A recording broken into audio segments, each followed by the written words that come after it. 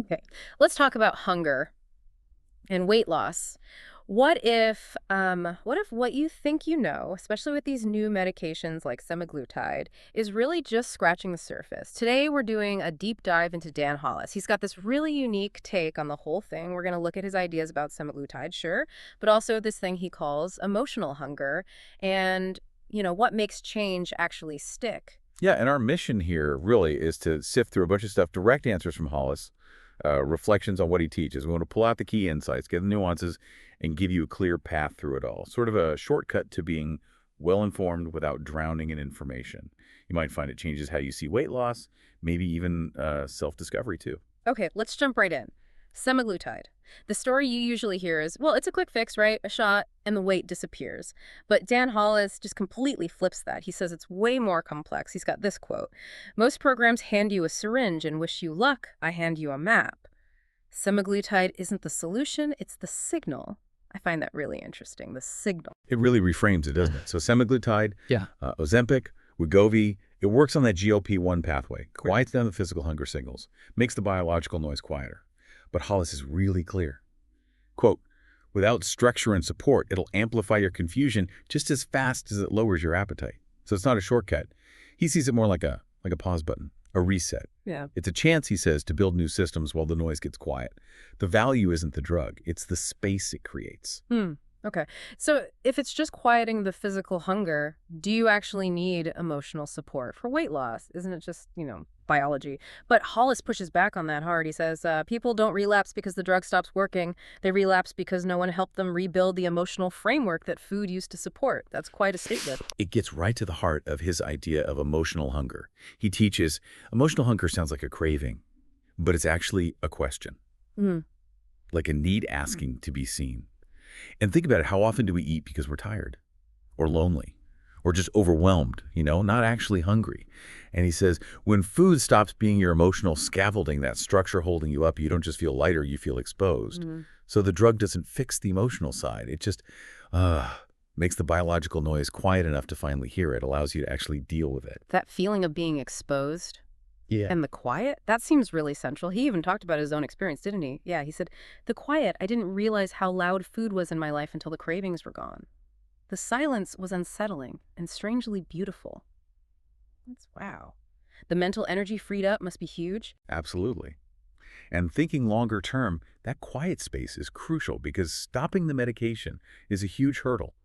Hollis warns pretty bluntly, if you don't have a strategy, the biology takes over. Simple as that. Appetite returns, old triggers get louder, and the rebound weight shows up before you realize you're slipping. Which is why he says, I never start someone on semaglutide without a clear off-ramp. You need that long-term plan from day one. Right, the off-ramp, the long game. It makes you think differently about things like, I don't know, strict cheat days or obsessive clean eating. Hollis talks about pattern mastery over perfection. How does that fit in? It feels gentler, maybe? It's definitely different. He argues if your system can't handle a slice of cake without spiraling, then we haven't taught it flexibility, we've taught it fear. It's about resilience. And this connects to the weight loss stall too, right? People hit plateaus. He explains its natural adaptation.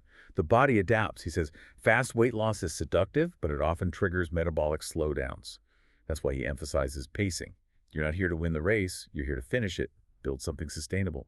Okay, so sustainable. Finishing the race. That brings us to the big one.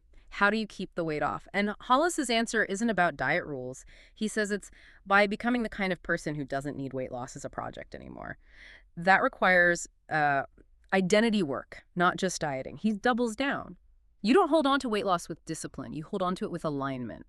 Alignment, that's a deep concept. It really is. And it's hopeful, especially for anyone feeling, bogged down by past attempts, past failures. Hollis actually says, good. That means you've tested what doesn't work. Like it's data. Now let's build what does with tools that match your biology, not shame your behavior. Failure isn't final. As he puts it, failure is only failure if you don't learn anything. I like that reframing. And what about that feeling of losing control? That's so common. People feel helpless around food sometimes. But Hollis challenges that directly. He says you didn't lose control. You lost connection.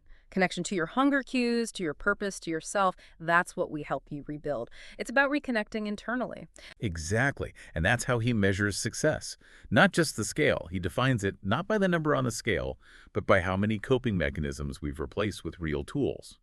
So weight loss becomes like a side effect of clarity. Getting clear on yourself, your needs, your tools. Okay, one more big one. The cheating argument. You hear it all the time, right? Yeah. Using medication like this is somehow cheating the process. Hollis has a really strong take on this. He basically says, if your body's biochemistry is rigged against you, using science to unrig it isn't cheating, it's adapting. And then he adds, the real cheat is pretending willpower was enough. Oof, that hits hard for a lot of people, I bet. It cuts through a lot of the shame, doesn't it? And it brings us back to the work involved. It's not passive.